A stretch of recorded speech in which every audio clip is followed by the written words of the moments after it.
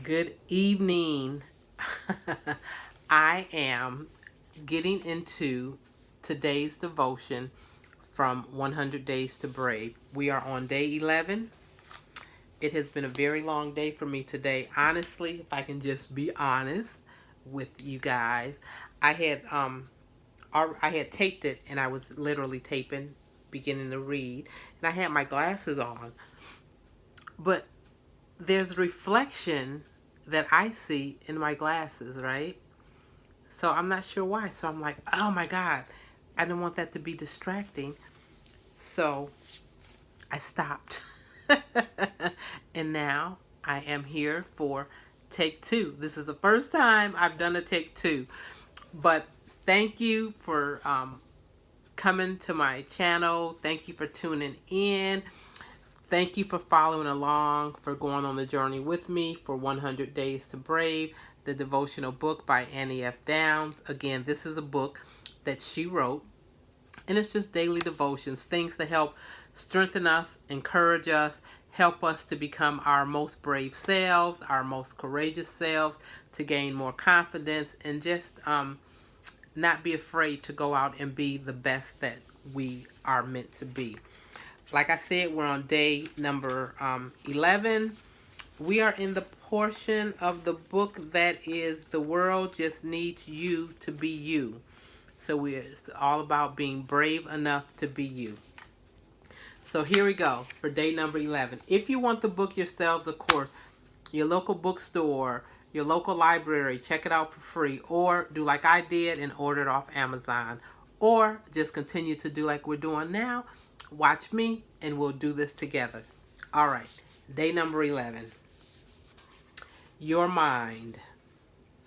Don't be like the people of this world, but let God change the way you think. Then you will know how to do everything that is good and pleasing to Him. That is Romans, the 12th chapter, and the 2nd verse. What's on your mind right now? Here are the thoughts that are in my head this very minute. Because I'm sure you're just on the edge of your seat in anticipation. Some guy I'm supposed to know just came into the coffee shop. This chai latte is definitely not the best I've ever had. Why isn't the Wi-Fi working? That guy has a lot of beard hair. A lot. Everything in the body depends on the working of the mind. The brain is the core organ. You can have a heart transplant, a leg or an arm transplant, even a lung transplant, but there is no substitute for the brain God has given you. Your mind is yours alone. Our imaginations are amazing. Just think. Every book, television show, movie, song, piece of furniture, street design, pair of flip-flops, everything was once an idea. Simply a thought in someone's brain. And because your brain is so important, all of your genius math equations, famous quotes, childhood songs, and fashion sense are housed there. It's vital that you protect it. Your mind is a container, but it's a fragile container. So being brave means taking measures to protect it. Things are going to fill it. That's just the nature of your mind. It's up to you to decide what gets to fill that container. What are the portals to your mind?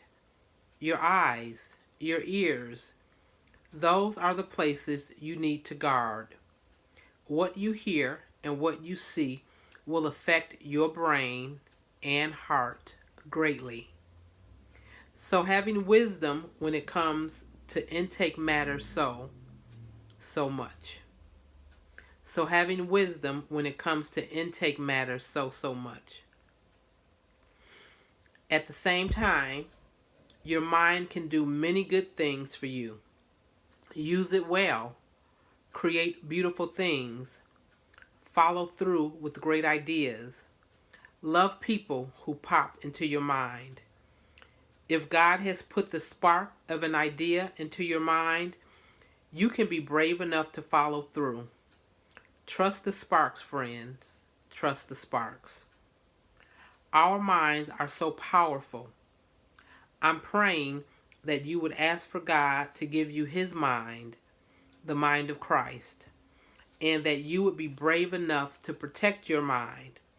Allow God to change the way you think, and then change this world with the ideas that can become reality. Those sparks, I believe in them. All right. The point that's highlighted in today's lesson, our topic that's brought out, is everything depends on the working of the mind. All right. So I said earlier how I had started and then I stopped. I didn't read the entire lesson, so kind of deep.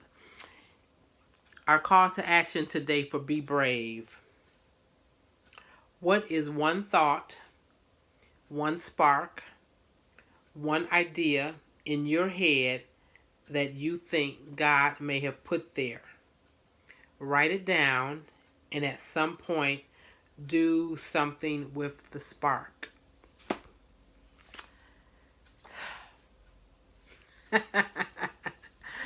So, I talked yesterday about wanting to be helpful, be a mentor, be a volunteer or something to young girls. Even more than that, idea that I 100% want to do. Something that my daughter had told me about before, and even before she mentioned it to me, it was a thought that I had also thought about doing, in line with wanting to be helpful for the young ladies. And that the idea that I have in my head, and I've like written it down in notes before, and it's not clear, but I know I want to kind of sort of be like a resource for helping young people and helping families. So I want to do like a nonprofit.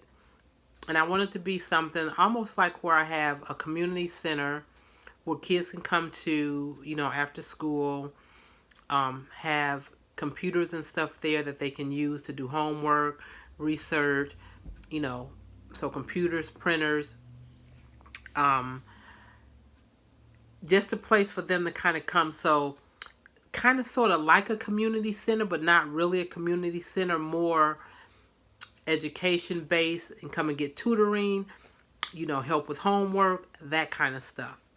So, and in addition, during, before school, not before school starts, but like the school year, be able to provide school supplies and or uniforms. A lot of kids that go to school with uniforms, for the wintertime, we're here in Michigan where it's cold. Provide resources, coats maybe for kids, maybe shoes, or whatever. So that's an idea that I had, a thought, the idea in my head that I think God maybe put there. Because again, it's something I've always wanted to do. I want to be a help to the community from which I came and that my daughters came up in.